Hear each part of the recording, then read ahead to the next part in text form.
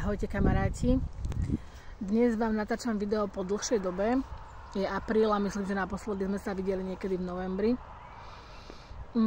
Dnes mi tak napadlo, že veľa ľudí v živote hľadá nejaký zmysel života. Možno niekto cíti aj prázdnotu vo svojom živote, pretože nemá nejaký ten hlbší zmysel.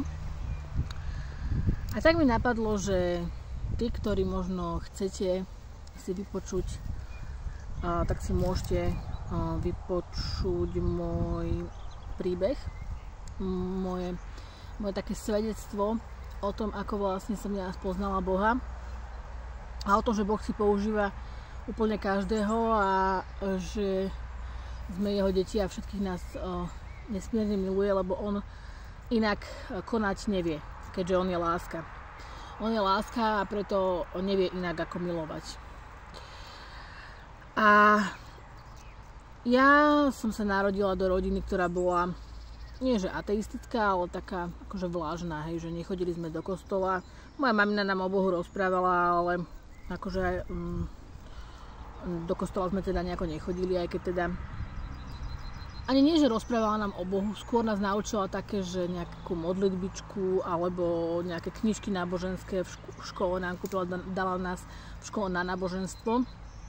A také akože veci, že nebolo to úplne zjavné na jej živote, že žije s Bohom, proste nejako verila, ale tak nejak podľa seba. Môj otec ten úplne, že síce bol pokrstený, ale tiež nepoznal, nemal nejaký živý vzťah s Bohom. A pokrstená som bola, keď som mala 12 rokov, rovno som vlastne išla aj na prvé sväté príjmanie. A potom som aj chodila nejakú dobu ešte do kostola, ale ako si potom ma to opustilo a potom až keď som mala nejakých 15-16 rokov som si spravila birmovku a to si vtedy pamätám, že to bolo tiež len také formálne, lebo v podstate som to spravila preto, aby som mohla byť krstná mama, lebo krstný otec, krstná mama môžete byť len vtedy, keď máte birmovku. Tak som si ju spravila, ale akože nič viac, žiaden vzťah k Bohu, nič, proste len aby bolo. Takže tak som ešte žila niekoľko rokov. Keď som mala asi 18 rokov, tak som si začala klásť také otázky naozaj o zmysle života. Cítila som takú prázdnotu nejakú, niečo som hľadala. A na vysokej škole, keď som mala 22 rokov, taký druhý ročník to mohol byť, tak som sa nejakým spôsobom ocitla, lebo som chodila do Banskej Bystrici do školy, v Univerzitnom pastoračnom centre, UPCčku. Ani neviem, či som tam, doteraz neviem, či som tam prišla sama, alebo či ma tam dovedla nejaká kamarátka. A prišla som tam, proste vošla som dnu, išla som ďalej do takej spoločenskej miestnosti, ako to tam je. Vľavo bola taká malá kuchynka a potom taká miestnosť, ja som odtiahla dvere a tam bola vlastne kaplnka. Ja som nevedela ani, že čo to je v podstate až tak moc, respektíve vedela som, že je to kaplnka, ale ako nevedela som, čo tam robím, hej, že zrazu som tam nejako ocitla. A som si tam asi sadla, klákla, alebo neviem, dokonca neviem, či tam nebola aj sviatosť oltárna, Eucharistia vystavená zrovna.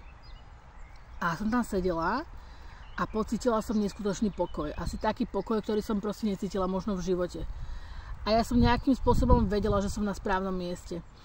A potom som vyšla hore na poschodie a tam som spoznala ďalších študentov, ktorí chodili do Univerzitného pastoračného centra. Spoznala som otca Martina, ktorý bol taký prvý môj ako keby duchovný nejaký sprievodca, alebo ako by som to nazvala. A rada som tam chodila, bola tam knižnica, tam som si rada čítala.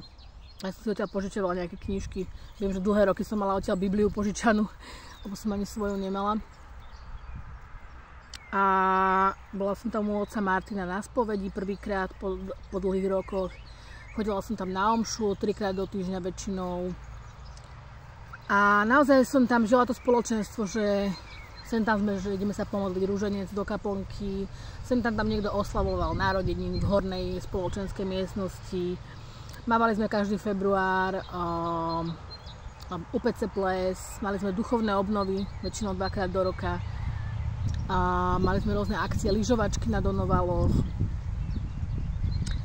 Proste strávila som tam naozaj krásny, požehnaný čas a potom to bolo také, keď som skončila vysokú školu, že som vlastne išla do Bratislavy Tam som 2 roky patrila do komunity svätého Egidia, kde sme sa venovali ako dobrovoľníci ľuďom bez domova.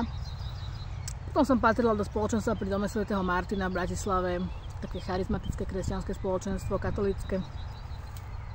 Potom som prišla do Trenčína, keď som čakala bábätko a tak ďalej. Už potom to išlo zase troška iným smerom, keď už som si založila rodinu. Ale len to chcem povedať, že každý z nás má ako keby takú svoju cestu, ako si ho Boh volá. A že Boh dokáže použiť naozaj všetko. Alebo hoci koho. Aj o tom, aby ste, možno keď ste veriaci, kresťania, aby ste svedčili ďalej o tej svojej viere. Možno jedného človeka oslovili, že poď na chvály, poď na omšu, poď na stredko proste biblické, alebo neviem aké, ja chodím do stredka, ktoré sa volá, že modlitby matiek. Teraz, keď chodím už do roboty, tak tam chodím menej, ale on to býva každý útorok totiž to do obeda a nestíham to vždycky. Takže Boh si dokáže použiť všetko a všetkých a tak sa aj ty neboj vykročiť vo viere za Ježišom.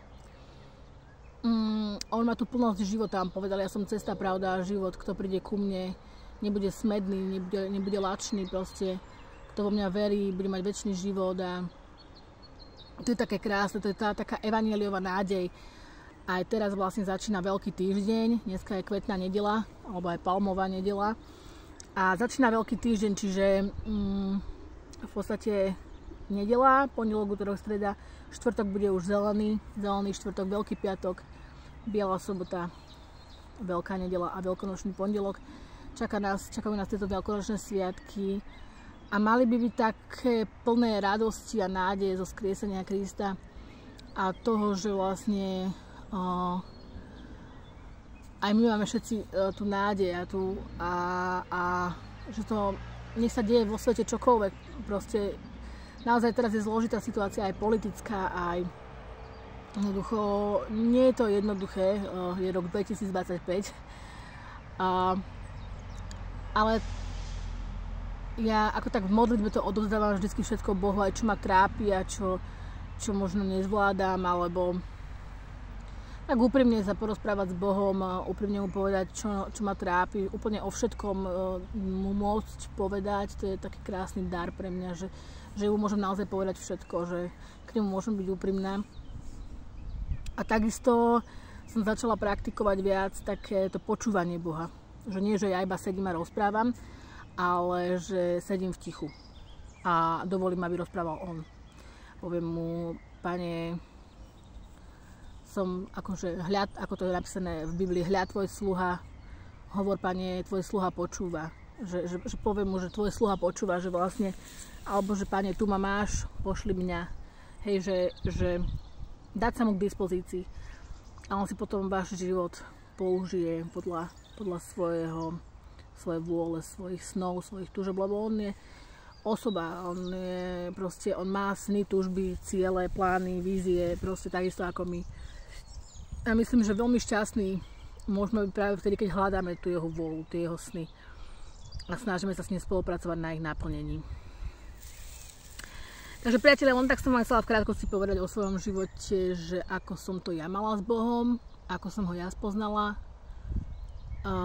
a o tom, že veľakrát počujem aj naozaj také príbehy, ako si Pán povolal alebo obrátil proste drogovo závislých, väzňov, akože niekedy také príbehy, alebo jak uzdravil človeka s ochrnutou rukou, proste, že tie uzdravenia sa dejú aj dnes, aj tie oslobodenia od všelijakých prekliatí a všelijakých závislostí. Ako je to fakt, keď sa mu vydáte do rúk, tak ten život sa radikálne zmení. Ako nemusí to byť, že hneď, že zo sekundy na sekundu. U mňa to bolo, keď som ho spoznala skôr tak postupom času, že sa to tak ako keby zlepšoval celý ten môj život. Bol tak viac v svetle. A bol to skôr taký proces. Nebolo to, že by teraz zo dňa na deň niekto ľudskou prstom a úplne všetko by bolo vo mne nejaké uzdravené a už by som nepotrebovala nič riešiť. Že by som bola nejaká úplne že sveta. Ale bolo to tak naozaj, že postupne a každý to máme inak. Takže, priatelia, ja vás povzbudzujem, že nebojte sa normálne, že vydať do rúk Ježišovi, do rúk Bohu, pretože vlastne nič, čo vlastne strátite, keď to získate, hej, čo vlastne strátite, keď to skúsite.